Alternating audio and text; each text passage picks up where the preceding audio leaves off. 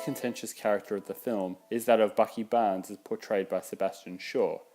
In terms of screen time and performance, Bucky is surprisingly low-key and unchallenging, which makes an actual assessment of Shaw's performance tricky and potentially premature. No doubt, we will have a clearer picture after The Winter Soldier comes out. It's worth noting that the studio is reportedly considering a standalone Winter Soldier film, with Shaw again reprising the role, so at the very least, they must really like him. Several significant changes to both the character and the backstory are noted right away. He's not a pimply-faced sidekick, nor is he younger than Steve and needing moral guidance or a big brother to look out for him. In the early part of the film, Bucky's the big guy, the capable, proud soldier. One also notices the distinct lack of smart assery, awkwardness, and comic relief that has for so long been associated with this character. It's as though the actual roles of Steve and James have been reversed.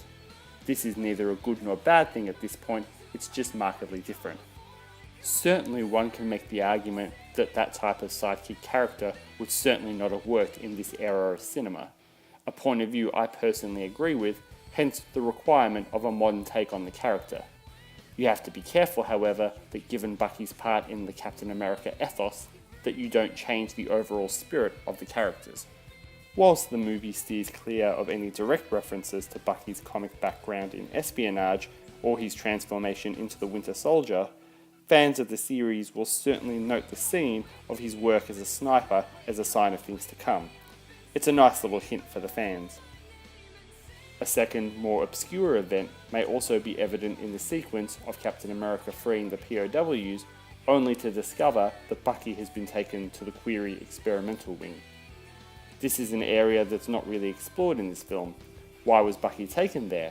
What happened to him whilst he was in that room? Is it in any way relevant to the future of the franchise?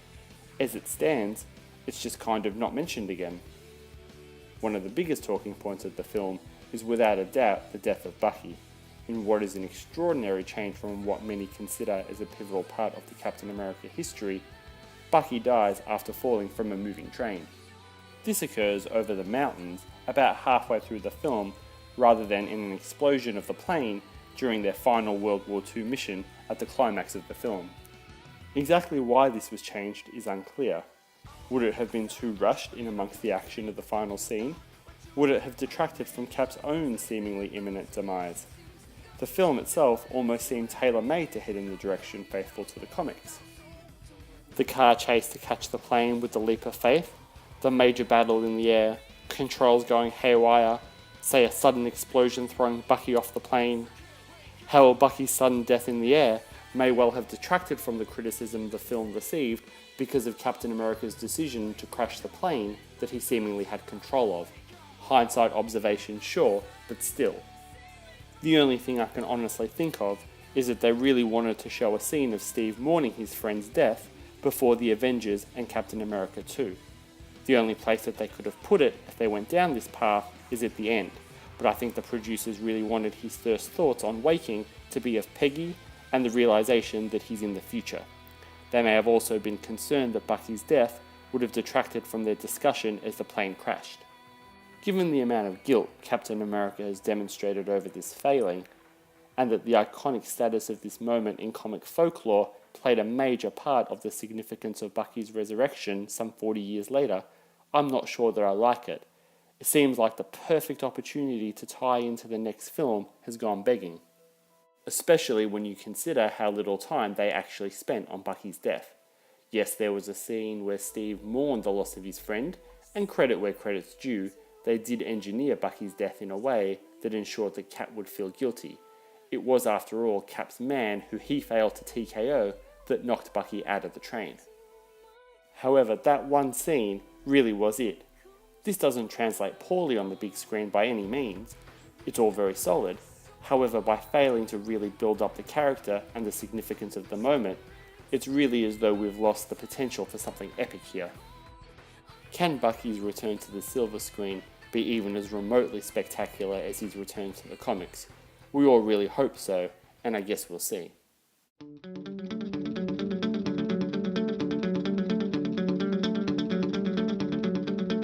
Bucky Barnes is my favourite character in comics. He was a young troubled boy that lost his mother early on in life and was forced to carry the burden of caring for his family and maintaining the illusion of a normal, healthy life with that of trying to make something of himself. His way of dealing with all of this was by putting on a mask, a brave front for the rest of the world. Like so many people that have too much asked of them from a young age, he develops anger issues and has poor impulse control. Between a combination of fights and sneaking off camp, Bucky really drops the ball and disappoints his father, who then dies in rather mysterious circumstances when his parachute fails to open during maneuvers and he never gets a chance to make amends. Bucky stays in Camp Lear, finding his place as a bit of a provider of forbidden goods, when Colonel Phillips sees something in him, a combination of gut, determination, smart, cunning, and compassion. It's the hope that we all have, that our inner strengths are recognised. People see those things in you that help define who you are and appreciate those special qualities. In Bucky's case, it goes further because he becomes the hero that he is by developing his potential through hard work, grit, and also by seizing an opportunity that was bestowed on him by a superior that took the time to look a little deeper. And with that, he goes into the same type of training that you and I would have if we were starting a career in espionage, and for the first time in his life, things feel right. He's then given a costume, is briefed on his role as a symbol and an inspiration for the youth, and embarks on a career in reconnaissance. He observes, plans and performs, whilst all the while secretly doing the dark things that Cap and the Evaders cannot. This is because Bucky is the infiltrator, the guy who slips behind enemy lines, slits the throat of the sentries, and makes sure that the real target is dead, the man that pulls the trigger of the sniper rifle. The thing is, however, he's not a cold-blooded murderer. He doesn't enjoy killing, and the faces of his victims burn into his retinas.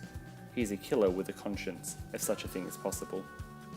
Embarking on this path, Bucky must once again find his place amongst his comrades, in this case the Marvels. He is after all the only invader without superpowers and has to fight hard to prove himself and earn respect. No surprises that he befriends Toro, the only other teenager in the group. Throughout this period, certain aspects of his personality really shine through. His protectiveness, loyalty and compassion for his brothers are quite marked. And whilst he may not have joined the war to be a hero or save the world, his character really is shown to be defined by altruism. This is not demonstrated any clearer than when Bucky unwittingly stumbles into a concentration camp. In addition to the horror of what he witnesses, he has to live with the reality that the mission comes first and that he couldn't save the prisoners. Compounding this guilt even further was the fact that Bucky was put out of the war after having seemingly died months before these camps were liberated.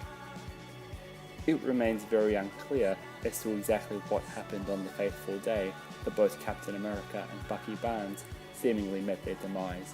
With no actual comic of the event made in time, writer after writer has put their own personal stamp on it. Accounts have Cap and Bucky chasing after the plane, or waking up already tied to it, or trying to stop the drone from getting to Hitler, or even trying to blow it up before it bombs the White House. Some have Bucky attempting to defuse the bomb when it goes off, others say he got stuck to the plane, whilst Cap either falls off or is shaken off in the explosion.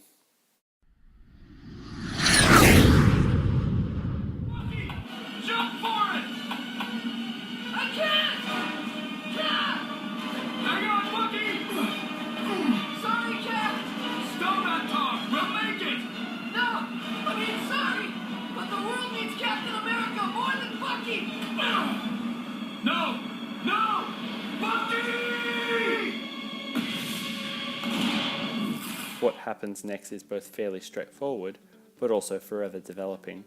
The Russians find Bucky's body in the icy waters, revive and save him, replace the blown-off arm with a mechanical one, and realize that they have in their possession a shell of the man, all skills and ability, no memory or humanity. Finding him to be both deadly and effective, the Russians provide him with the moniker the Winter Soldier and use Bucky strictly for covert ops, mainly killing. It's during this time that he first crosses paths with Natasha Romanov, aka the Black Widow, and aspects of his personality and humanity start cracking through the surface. It's at this point that the Winter Soldier begins to demonstrate erratic and bizarre behaviour. He has violent outbursts, has difficulty controlling his language skills, and goes rogue after a mission for weeks on end without being able to give an account of his actions. As a result, his handlers decide to reprogram Bucky and put him back into stasis between missions. After regaining his memory and coming back to the real world, for Bucky, it becomes not only about coming to terms with what he's done and surviving, but the harsh reality is that he too is a man out of time. No family, no friends, losses to deal with, and a requirement to adjust to the present. Whilst carrying these burdens, doused in turmoil, Bucky is unable to save Captain America following the Civil War and shoulders the responsibility for his death. Yet another personal failure. My affinity for this character doesn't come from his quest for redemption, rather than his desire to stare tragedy, disaster, and failure right in the eyes and continue to persevere. In his first Christmas of the 21st century, he chooses to reflect and mourn the loss of his World War II friend Toro. He reconnects with old friends, even showing appreciation for the bluntedness that is Namor, and then takes on the mantle of being America's new greatest ever super soldier. Not because he has or wants to, not for the redemption, not even because he's the best, but because it needs to be done. At the end of the day, Captain America, the invaders, and his other peers give everything they have to fight for what's right, but the reality is that for Bucky, he has neither super soldier serum, isn't bulletproof, and doesn't fan flames. He's had to sacrifice his all again and again, more than most heroes will ever have to realize. That is what he does. That is who he is inside. Maybe one day Bucky will be able to make things right, maybe find peace, but until then, whatever comes, he'll deal with it, because he can take it. That's what makes him a hero.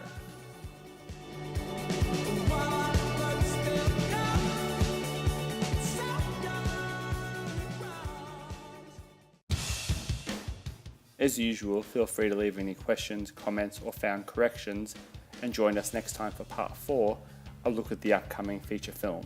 This is Winter Soldier here, signing off.